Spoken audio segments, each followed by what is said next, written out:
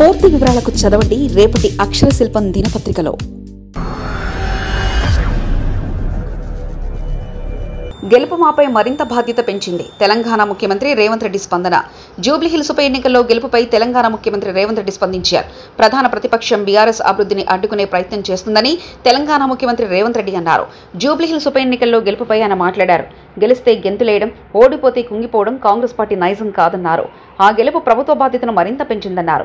Assembly ఎన్నికల్లో GHMC పరిధిలో సీట్లు రాలేదని ముఖ్యమంత్రి రేవంత్ రెడ్డి చెప్పారు. అదే సమయంలో 2 ఉప ఎన్నికల్లో కాంగ్రెస్ హైదరాబాద్ నగరాన్ని నిలిచిందని అన్నారు. కేంద్ర ప్రభుత్వం నిధులు రాబట్టుకునేందుకు కిషన్ రెడ్డి అడ్డుకుంటున్నారని అన్నారు. హరీష్ రావును అసూయ తగ్గించుకోవాలంటూ ముఖ్యమంత్రి రేవంత్ రెడ్డి సూచించారు. జంట నగరాల్లో మెట్రో విస్తరణ, మూసి ప్రక్షాళన కోరుకున్నారని అన్నారు. కేటీఆర్ అహంకారం తగ్గించాలని కోరారు.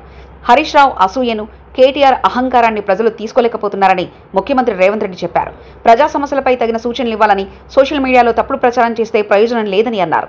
కిషన్ రెడ్డి అభ్యర్థిగా మారి ప్రచారం చేసినా 17,000 ఓట్లు మాత్రమే వచ్చాయని ముఖ్యమంత్రి రేవంత్ రెడ్డి తెలిపారు. బీజేపీకి డిపాజిట్లు గల్లంతయ్యాయని అన్నారు. తమ పరిపాలనలో తీసుకున్న నిర్ణయాలకు ప్రజల ఆమోదం లభించిందని చెప్పారు. అధికారం శాశ్వతం కాదని, రాజకీయం వారసత్వం కాదని ముఖ్యమంత్రి రేవంత్ రెడ్డి అన్నారు. ఫేక్ సర్వేల ద్వారా లబ్ధి పొందాలనుకుంటే ప్రయోజనం ఉండదని రేవంత్ రెడ్డి స్పష్టం చేశారు.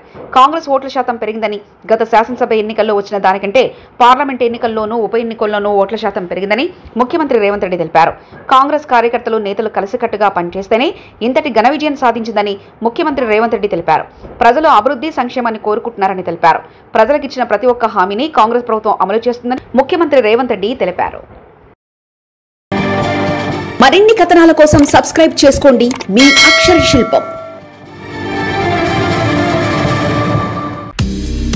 పూర్తి వివరాలకు చదవండి రేపటి అక్షర శిల్పం దినపత్రికలో.